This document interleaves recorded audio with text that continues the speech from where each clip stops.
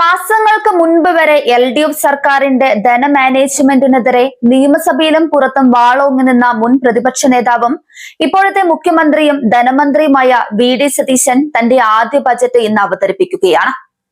എന്നാൽ പ്രതിപക്ഷത്തിരുന്നപ്പോൾ നാഴികയ്ക്ക് 40 വട്ടം സാമ്പത്തിക പ്രതിസന്ധി എന്ന് കൂവി വിളിച്ച സതീശനും കൂട്ടരും അധികാരത്തിലേറിയതോടെ മുൻ സർക്കാർ കൊണ്ടുവന്ന ജനക്ഷേമ പദ്ധതികളെ അട്ടിമറിക്കാനുള്ള കോപ്പുകൂട്ടലിലാണ്.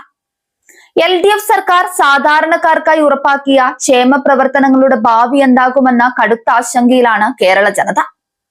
പ്രതിപക്ഷത്തിരുന്നപ്പോൾ സാമ്പത്തിക വിദഗ്ധൻ ചമഞ്ഞ് സർക്കാരിനെ നിരന്തരം കുറ്റപ്പെടുത്തിയ VD സതീശൻ അധികാരത്തിൽ വന്നയുടൻ ഒരു ധവളപത്രം ഇറക്കി കൈകഴുകാനുള്ള ശ്രമമാണ് ആദ്യം നടത്തിയത്.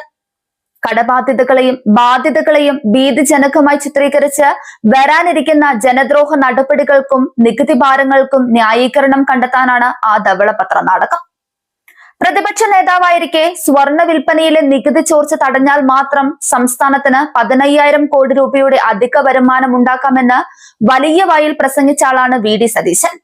ഇപ്പോൾ അധികാരം കയ്യിൽ കിട്ടി ബജറ്റ് അവതരിപ്പിക്കുന്ന നേരത്ത് ഈ 15,000 കോടിയുടെ മാന്ത്രിക സൂത്രവാക്യം എങ്ങനെ പ്രയോഗിക്കുമെന്നും ജനങ്ങൾ ഉറ്റുനോക്കുകയാണ്.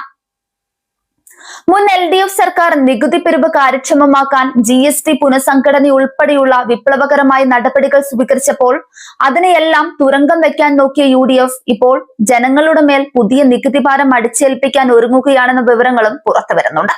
വിഴിഞ്ഞം തുറമുഖം, അനുബന്ധമായ റിംഗ് റോഡ്, റെയിൽവേ കോറിഡോർ തുടങ്ങിയ വൻകിട പദ്ധതികൾക്ക് ഈ ബജറ്റിൽ തുക വകയിരുത്തേണ്ടതുണ്ട്. വയനാട് തുരങ്കപാത, ദേശീയപാത വികസനം, തീരദേശപാത തുടങ്ങിയ മുൻ സർക്കാർ തുടങ്ങിവെച്ച പദ്ധതികളിൽ ഈ സർക്കാരിന്റെ സമീപനം എന്തായിരിക്കുമെന്നത് ഏറെ ശ്രദ്ധേയമാണ്. കേരയിൽ പദ്ധതിയെ എതിർത്ത UDF സർക്കാർ അധികാരത്തിൽ വന്ന ശേഷം അതിവേഗ റെയിൽവേ സംവിധാനത്തോടുള്ള നയം ഈ ബജറ്റിൽ വ്യക്തമാക്കുമെന്നാണ് റിപ്പോർട്ട്.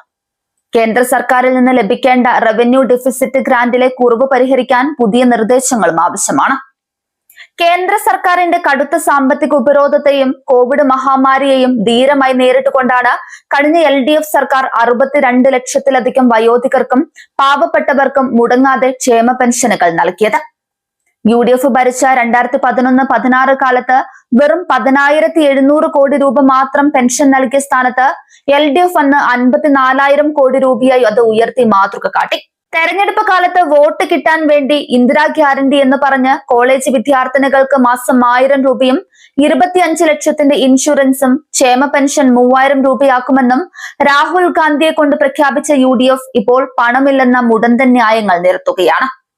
LDF ജനുവരിയിൽ അവതരിപ്പിച്ച 35,000 കോടിയുടെ വികസന പദ്ധതികൾ മുന്നോട്ട് കൊണ്ടുപോകാൻ ഇനിയും 20,500 കോടി രൂപ കണ്ടെത്തേണ്ടതുണ്ടെന്നും അത് അത്ഭുതങ്ങൾ സംഭവിച്ചാലേ നടക്കൂ എന്നുമാണ് ധനമന്ത്രി സതീശൻ ഇപ്പോൾ മുൻകൂർ ജാമ്യം എടുക്കുന്നത്. ചുരുക്കത്തിൽ ജനങ്ങളെ സേവിക്കാൻ കൃത്യമായ വികസന കാഴ്ചപ്പാടില്ലാത്ത, പ്രതിപക്ഷത്തിരുന്നപ്പോൾ പറഞ്ഞ വാക്കുകൾ വിഴുങ്ങിയ ഒരു സർക്കാരിന്റെ ജനദ്രോഹ പ്രഖ്യാപനങ്ങളുടെ പത്രികയായി ഇന്നത്തെ UDF ബജറ്റ് മാറാതിരിക്കട്ടെ.